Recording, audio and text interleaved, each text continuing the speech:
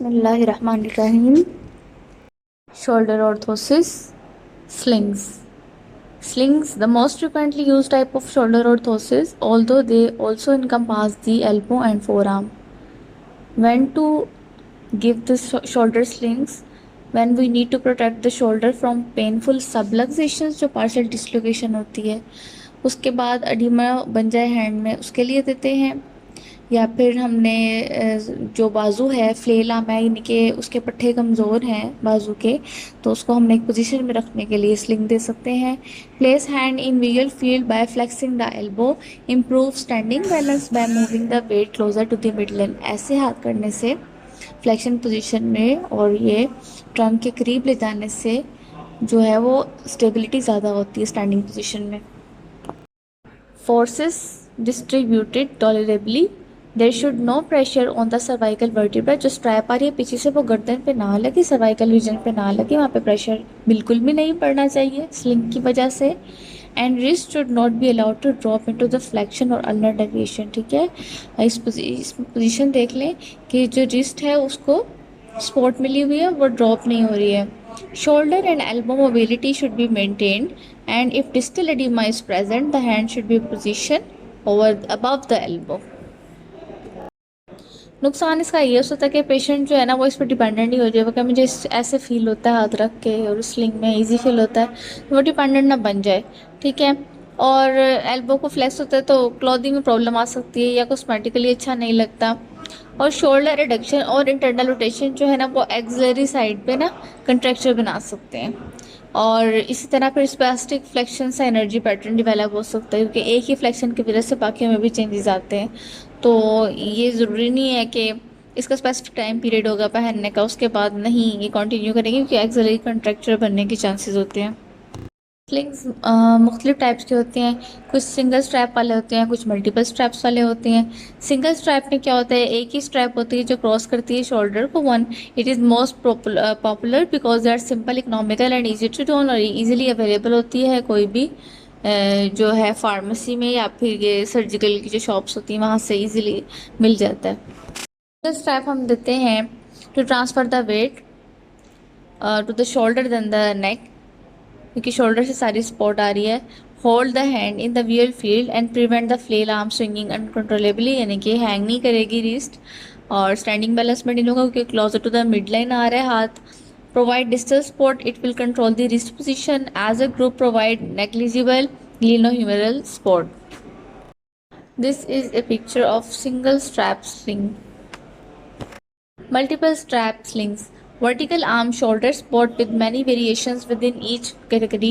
Function transfer weight of the arm to both shoulders to control subluxation. अब इसमें देखिए दोनों शोल्डर से सपोर्ट आ रही है, उसमें सिंगल सपोर्ट थी, यहाँ डबल सपोर्ट है। Support distal weight better than the single strap and it is more complex and therefore complicate donning and increase expense। पहनना मुश्किल होता है, अगर तो उलझ जाए तो फिर मुश्किल होता है उसको पहनना, और ये सिंगल स्ट्रैप से जो है वो एक्सपेंस ज़्यादा आएगा इसका। उसके बाद शोल्डर ऑर्थोसिस आती है, vertical arm shoulder support. Vertical arm shoulder support allow elbow extension, extension में रहेगी एल्बो। अभी इसकी डायग्राम आगे आएगी, उसमें आप देखिएगा कि एल्बो एक्सटेंशन पोजीशन में ये वर्टिकल आर्म शोल्डर सपोर्ट से रखा गया है उसको। Provide more effective glenohumeral support through straps above and below the elbow. ठीक है, ग्लिनोह्यूमरल सपोर्ट होगी और अबव और बिलो दोनों में स्ट्रैप जाएगी। Allow normal wearing of clothes, give much more cosmetic appearance, क्योंकि नॉर्मल रहेगा, सीधा ही हाथ रहेगा। When patient flexes his elbow, there is no longer an upward force at the glenohumeral joint since the strap slackens. Alternatives to sling which also provide upward force at the shoulder as well as supporting distal weight, कोई भी additional चीज़ भी add कर सकते हैं ताकि upward support रहे। ये आप देख लें, शोल्डर सैडल लगा हुआ है साथ, ताकि शोल्डर पर जो अच्छी तरह प्रेशर जो है वो डिस्ट्रीब्यूट हो। अब व्हील चेयर लैप, अगर बैठना है व्हील चेयर में तो लैप बोर्ड देंगे which one extend to mid line of the trunk. These alternatives require that the patient keep his arm in position voluntarily since there are no restraining force, क्योंकि vertical arm support है इसलिए कोई रुकावट नहीं होगी इसमें।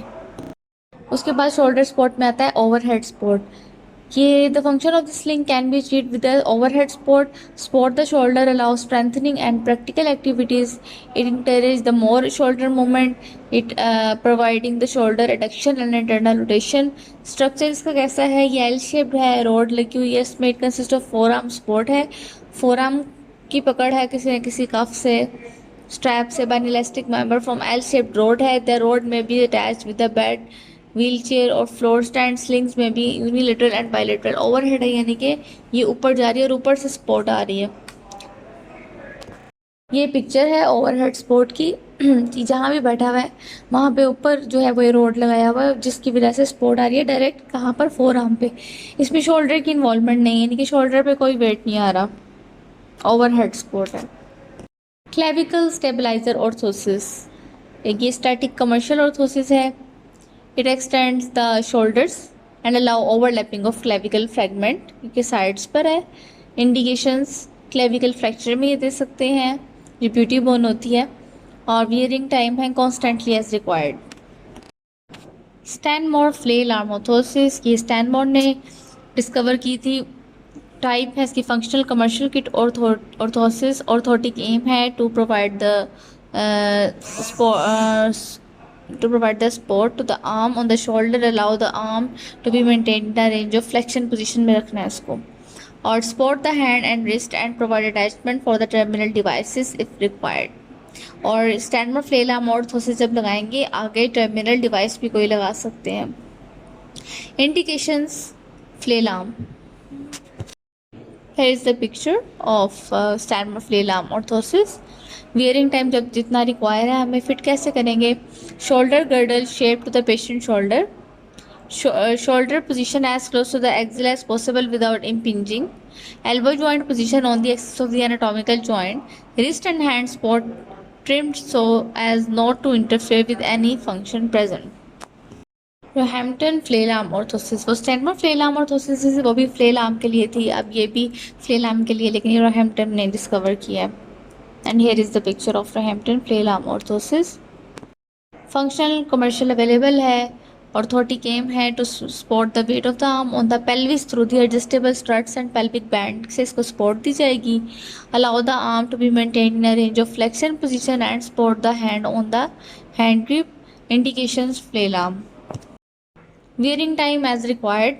Fit cover the scapula with a scapular pad, pelvic band, and waist belt are adjusted to fit the patient. The ratchet lock is placed over the axis of the anatomical elbow joint, and the hand grip is adjusted to the patient's need. अब ये ratchet lock जो है ये पीछे हमने elbow के locks पढ़े थे उसमें दिखाया था कि ratchet lock कौन सा है.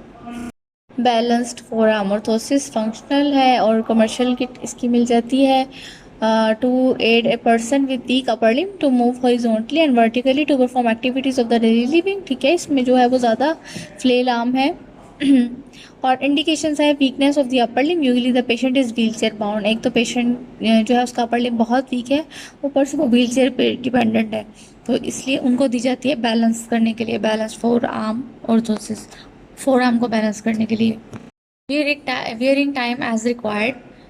Fit the orthosis works on the principle of using gravity to assist the weak portion of the limb. Adjusted so that the arm will move downhill, नीचे की तरफ जाए ग्रेविटी की वजह से. ग्रेविटी उसकी एक्सटेंशन कराना चाहती है तो फोर आर्म की करवा दे. That is if abduction is weak the orthosis is tilted so that the abduction is downhill movement. Forearm trough which acts like a first class lever is adjusted to make it a hand heavy or elbow heavy, depending on which is the weaker movement, elbow flexion or elbow extension. इसमें क्या है जो week होगी ना उनके लिए ये first class liver का जो ये ऑर्थोसिस है as a first class lever function करेगी. और हैंड हैवी एल्बो हैवी इसलिए कहता है क्योंकि वो एक्सटेंशन में लेके जा रहा है ज़्यादातर ना. वीकनेस जहाँ पे भी वीकनेस होगी तो उसको सपोर्ट करने के लिए.